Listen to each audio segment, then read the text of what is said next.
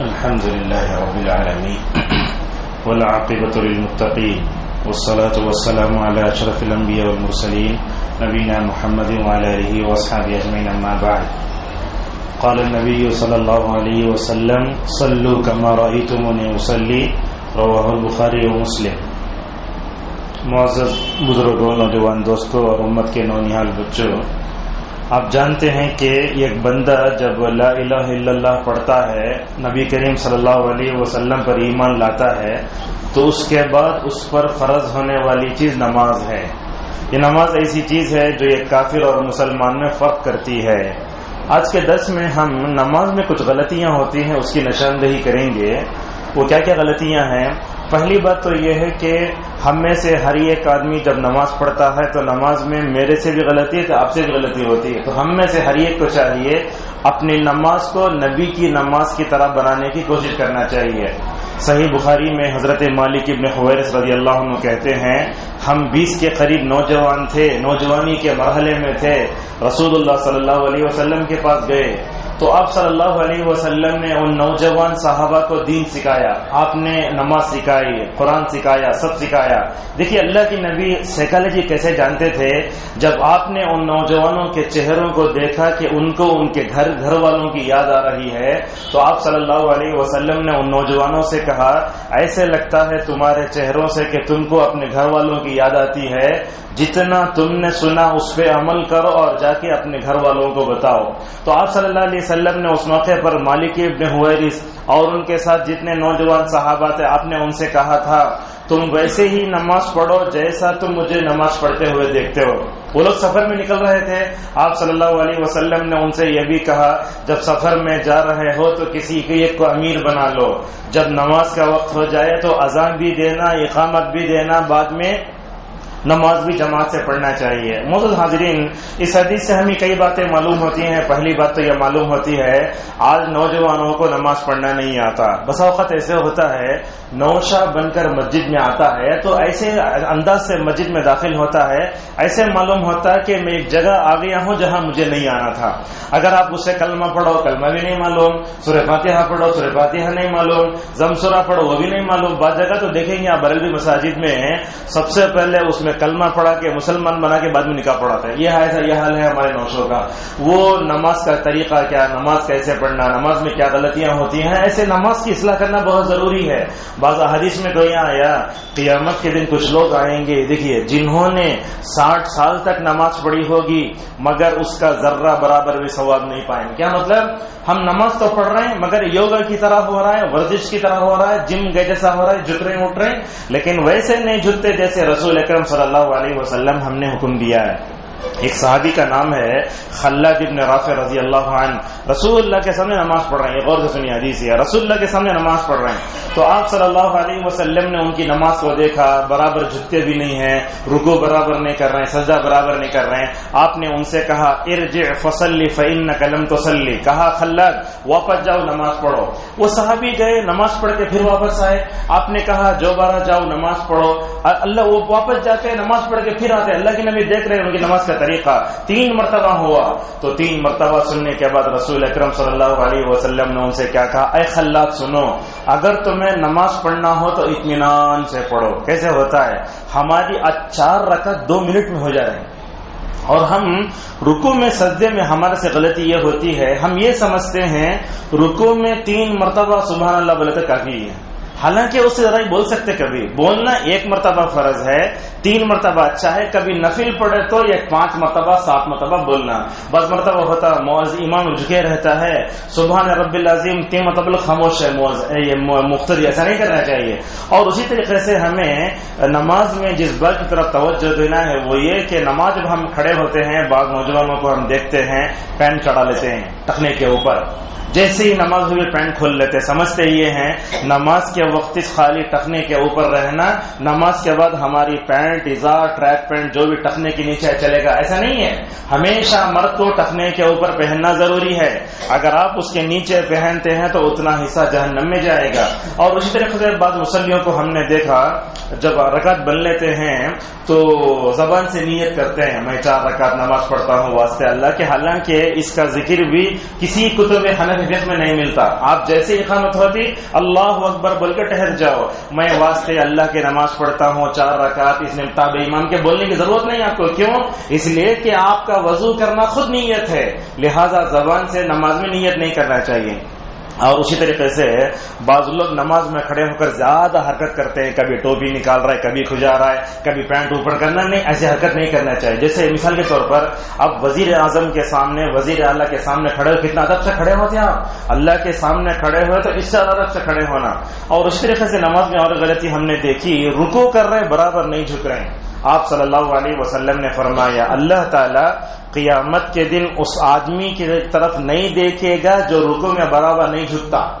کیسا جھکنا؟ آپ اگر آپ کی پیٹھ پر پانی رکھے تو گرنا نہیں، وہ مکمل طور پر گرنا، ایسا سیدھی ہونا پیٹھ. اگر میت کی طرح جھکے تو اب آپ کا رکوع نہیں ہے. اور بعض احادیث میں اللہ کے نبی صلی اللہ علیہ وسلم نے فرمایا اصل میں جب رکوع میں جھکتے نا آپ تو یہ بتاتے ہیں اے اللہ میں تیرے سامنے جو ہے بہت عاجز ہوں. اللہ کی عظمت کو قبول کر رہے ہیں آپ. اگر آپ رکوع میں برابر نہیں جھکے، سجدے میں 7 اعضاء برابر نہیں لگے، اس کا مطلب یہ ہے کہ اس کے دل میں تکبر ہے، اور جس کے دل میں تکبر ہے اللہ نہیں دیکھے گا. اور اسی طریقے سے رکوع میں برابر نہیں جھکنا، سجدہ برابر نہیں کرنا، اس بارے میں رسول اکرم صلی اللہ علیہ وسلم نے فرمایا یہ رکوع اور سجدہ برابر نہ کرنے والوں کی مثال اس بھوکے کی طرح ہے جس کو بھوک تو زیادہ لگتی ہے مگر وہ کھجور کھاتا ہے. اب کھجور کھائے تو اس کی بھوک کہاں مٹے گی؟ اس طریقے سے رسول اکرم صلی اللہ علیہ وسلم نے فرمایا. اور نماز کا طریقہ یاد رکھیے، میرے بال سفید ہو جائیں، میں بوڑھا بن جاؤں، دادا ہو جاؤں، نانا ہو جاؤں، اگر میرے پیر قبر میں بھی لٹکے ہوں، اگر کوئی آدمی آ کر اگر آپ کی نماز کی اصلاح کرے تو آپ کو قبول کرنا چاہیے. دیکھو حضرت عمر ابن خطاب رضی اللہ عنہ وقت کے خلیفہ، نماز کی اصلاح کا معاملہ آیا تو آپ صلی اللہ علیہ وسلم ممبر پر چڑھ جاتے. ممبر پر چڑھے تھے، جمعہ میں خطیب سب کو نظر آتا نا، وہ ممبر پر کھڑے ہو کر وقت کے خلیفہ سارے صحابہ کو نماز کا طریقہ بتاتے. جب سجدے کا وقت آتا تو ممبر سے نیچے آتے، سجدہ کر کے پھر اوپر چلے جاتے. اور اسی طریقے سے رسول اکرم صلی اللہ علیہ وسلم نے بھی ممبر پر کھڑے ہو کر نماز سکھائی ہے. بہرحال ہم نمازیں پڑھ رہے ہیں مگر نماز ورزش کی طرح ہو جا رہی ہے. ہماری نماز کیسی ہونا؟ رسول اللہ صلی اللہ علیہ وسلم کے مبارک طریقے کے مطابق ہونا. آپ نے ہاتھ کیسے باندھتے، رکوع کیسا کرتے، سجدہ کیسے کرتے.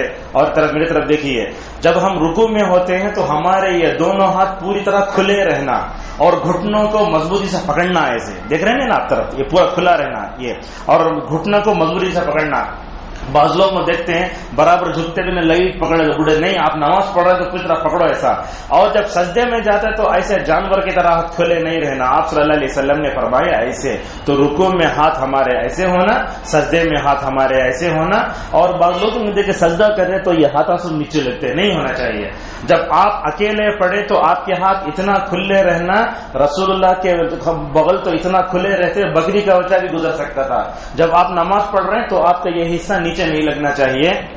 تو درس کا خلاصہ یہ ہے ہمیں نماز سیکھنا چاہیے، کیسے نماز پڑھنا ہے. یہاں تو ماشاءاللہ عمر آباد اتنا مقری مدرسہ ہے، ہزاروں علماء ہیں، یہاں طلبہ بھی ہیں، امام بھی ہیں. آپ ان سے رجوع ہوں، نماز میں غلطی ہے تو اس کی تصحیح کرو. حضرت عمر ابن عبدالعزیز رحمہ اللہ بالکل رسول اللہ صلی اللہ علیہ وسلم سے نماز پڑھتے تھے. یہ کون؟ ان کا شمار تابعین میں ہوتا ہے. ایسی نماز پڑھتے. انس رضی اللہ عنہ بولتے رسول اللہ کے پیچھے نماز پڑھے تو جیسا رہتا ہے کہ عمر ابن عبدالعزیز کے پیچھے نماز پڑھو تو سکون ملتا.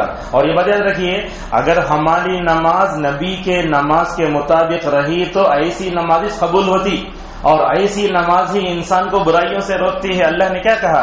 ان الصلاۃ تنہی عن الفحشاء والمنکر. نماز انسان کو برائیوں سے بے حیائی سے روکتی ہے. آج نوجوانوں کو دیکھتے آپ، نماز پڑھ رہا ہے لائن مار رہا ہے، نماز پڑھ رہا ہے شراب پی رہا ہے، نماز پڑھ رہا ہے لڑکیوں سے تعلقات ہے. کیا مطلب ہوا؟ اس کا مطلب یہ ہوا کہ آپ نماز اپنے دل کو ٹھکانے کے لیے پڑھ رہے ہیں، ورنہ نماز آپ کی نماز حقیقی نماز نہیں ہے.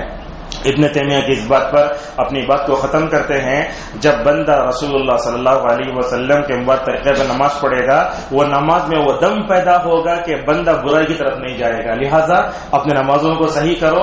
اس کے متعلق کتابیں بھی ہیں، یوٹیوب پر بھی چلے جاؤ، نماز کا صحیح طریقہ ملتا ہے.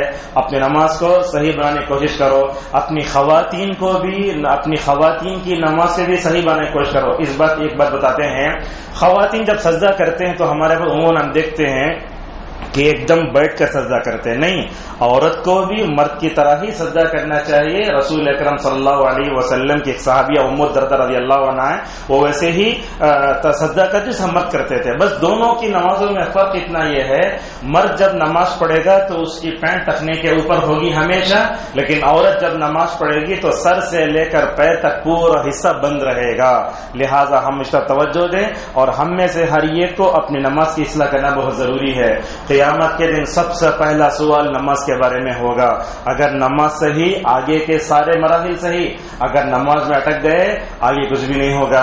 آج کل ہم دیکھتے ہیں نماز میں بڑی غفلت ہو رہی ہے، فجر میں لوگ شادیوں میں بھی نماز نہیں پڑھتے، نوشوں بھی نماز نہیں پڑھتا، عارض بھی نماز نہیں پڑھتی، اور اسی طرح سے ہمارے گھروں میں میت ہوگی تب بھی لوگ نماز چھوڑتے ہیں۔ بھلا بتائیے کیا شادی ہوئی تو نماز چھوڑنا کہیں ہے؟ کیا کسی کے گھر میں موت ہو گئی تو نماز چھوڑنا بول کہیں ہے؟ نہیں ہے۔ خوشی میں، غم میں، حتیٰ کہ میں آپ کو بتاؤں انسان بیمار ہو جائے تب بھی نماز اس کے اوپر فرض ہے۔ ایک صحابی تھے حضرت عمران ابن حسین رضی اللہ عنہ، 30 سال تک پیخانے کے راستے سے خون پڑتا رہا۔ کتنے سال؟ 30 سال تک خون کے پیخانے ہوتے رہے، جسے بولتے ملم۔ تو اللہ کے نبی ان کے پاس جاتے، بولتے عمران دیکھو، اگر تم کو کھڑے ہو کر نماز پڑھنے کی عادت ہے تو اگر طاقت ہے تو نماز کھڑے ہو کر پڑھو، اگر کھڑے ہو کر نہیں پڑھ سکتے تو بیٹھ کر پڑھو، بیٹھ کر نہیں پڑھ سکتے تو لیٹ کر پڑھو، اگر لیٹ کر نہیں پڑھ سکتے تو اشارے سے پڑھو۔ ہمارا پال ایسے ہوتا ہے، ہسپتال کو چلے گئے، ڈپ ڈلے نمازیز نے، کیسے اللہ شفا دے گا؟ یہ سب باتیں سوچنے کی ہیں۔ نماز کبھی نہیں چھوڑنا چاہیے، بلکہ بعض علماء تو بولتے اگر کوئی آدمی بے ہوش ہو گیا، نماز کا وقت چلا گیا، لیکن جیسے ہی اس کو ہوش آیا اس پر نماز فرض ہے۔ تو اس طرف توجہ دیں۔ ہمارے گھروں میں اگر رسول اکرم صلی اللہ علیہ وسلم کے طریقے پر نماز پڑھنے کا ماحول پیدا ہو جائے گا، ہم سمجھتے ہیں ہمارے گھروں سے ہر طرح کی مصیبت دور ہو جائے گی، ہمارے مسائل حل ہوں گے۔ ایسے کتنے نوجوان ہیں جن کے پاس ڈگریاں ہیں، کام کے لیے بیٹھے ہوئے ہیں، ان کو معلوم نہیں اگر میں مسجد میں آؤں گا تو اللہ مجھے رزق دے گا۔ اور یہ بات یاد رکھیے، ہمارے رزق اور کمائی کا تعلق نماز سے بڑا گہرا ہے۔ جو آدمی نماز سے، اللہ سے، عبادت سے جتنا جڑ کر رہے گا اس کے مسائل حل ہوں گے۔ اگر آپ کے پاس ڈگری بھی ہے، اگر آپ نماز نہیں پڑھ رہے ہیں، اللہ سے تعلق میں عبادت نہیں کریں گے، ویکنسی کہیں بھی نہیں ملے گی۔ یاد رکھیے یہ بات بھی بہت اہم ہے۔ اللہ تبارک و تعالیٰ سے ہماری دعا ہے کہ اللہ تعالیٰ ہم سب کو نمازوں کی پابندی کرنے اور خصوصاً رسول اکرم صلی اللہ علیہ وسلم کا جو مبارک طریقہ ہے اس طریقے پر نماز پڑھنے توفیق عطا فرمائے۔ اللہ تعالیٰ ہم سب کو ہماری نمازوں میں جو بھی غلطیاں ہیں ان غلطیوں کو علماء کے اس کی اصلاح کی روشنی میں، کہ صحیح کتابوں کی روشنی میں اپنی نمازوں کی توفیق عطا فرمائے۔ وآخر دعوانا الحمد للہ رب العالمین۔